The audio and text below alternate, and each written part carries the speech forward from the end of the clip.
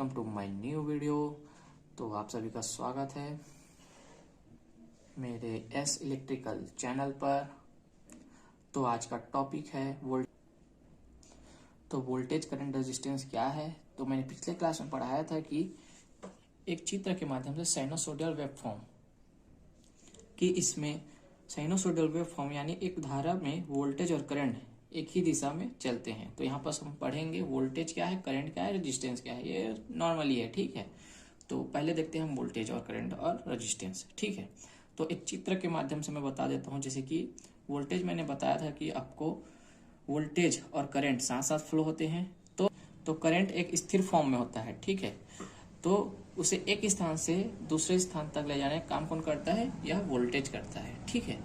तो जैसे कि एक मान लीजिए यह पंप है, ठीक है, मोटर पंप सेट है और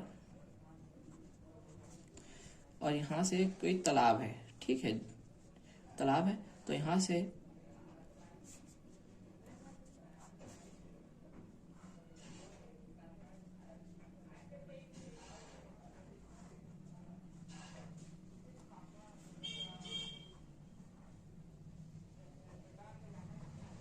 तो यहाँ पास यह तालाब है, यहाँ से मोटर है। तो मोटर हमारा हो गया वोल्टेज और पानी क्या हो गया हमारा? करंट। तो करंट स्थिर फॉर्म में होता है, मानी कि जल, ठीक है।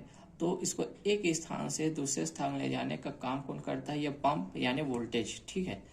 और रेजिस्टेंस का मतलब सिंपल भाषा में ये होता है कि जो धारा के मार्ग में अवरोध उत्पन्न करना रेजिस्टेंस कहलाता है, ठीक है। तो ये रेजिस्टेंस कौन हो गया? ये नल, ठीक है, रेजिस्टेंस नल हो गया। यहाँ पर हम इसको क्लोज कर देंगे घुमाकर, तो यहाँ से पानी आना बंद हो जाएगा। तो मेन इसका ये देख लीजिए कि यह एक धारा है मान लीजिए, ठीक है, उसी का एक उदाहरण है। तो यह जल हो गया, ठीक है, और ये मोटर पंप सेट और ये हो गया नल। तो जल यानी करंट को वोल्टेज एक स्थान से दूसरे स्थान ले जाने में काम करता है, तो वो कहलाता है वोल्टेज। और करंट जो छोटे छोटे मुक्त इलेक्ट्रॉन होते हैं उनके कण, उसे करंट कहते हैं, ठीक है। जो और रेजिस्टेंस जो जल के मार्ग में अवरोध उत्पन्न करे वह रेजिस्टेंस कहलाता है, ठीक है। अब इसको इलेक्ट्रिकल भाषा में जो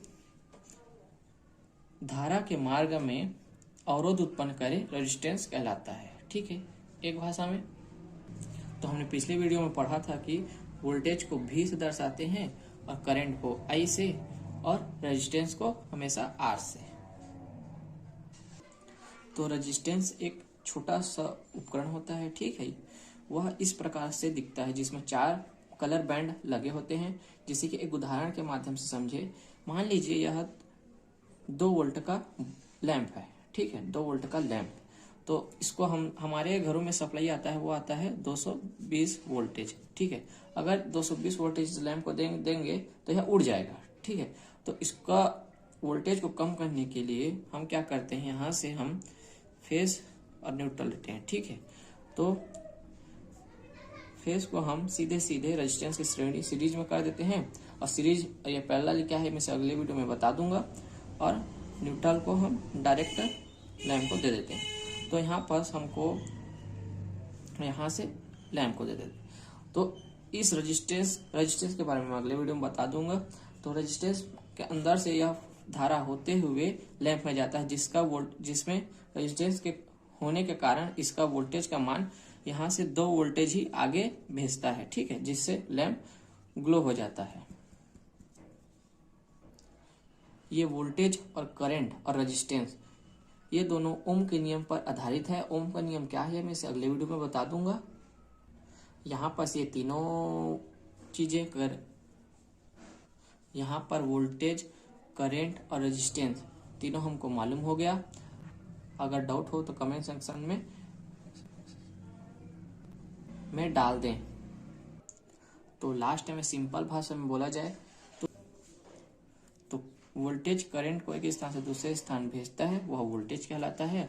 और करंट जो सूक्ष्म कण इलेक्ट्रॉन होते हैं, ठीक है, जिसमें न्यूट्रॉन, प्रोटॉन और इलेक्ट्रॉन मौजूद होते हैं। और रेजिस्टेंस क्या होता है? धारा के मार्ग में अवरोध उत्पन्न करना, ठीक है। तो आपको क्लियर हो गया ये तीनों चीजें। तो आज के लिए इतना ही गाइस। तो आज के लिए थैंक्स फॉर वॉचिंग।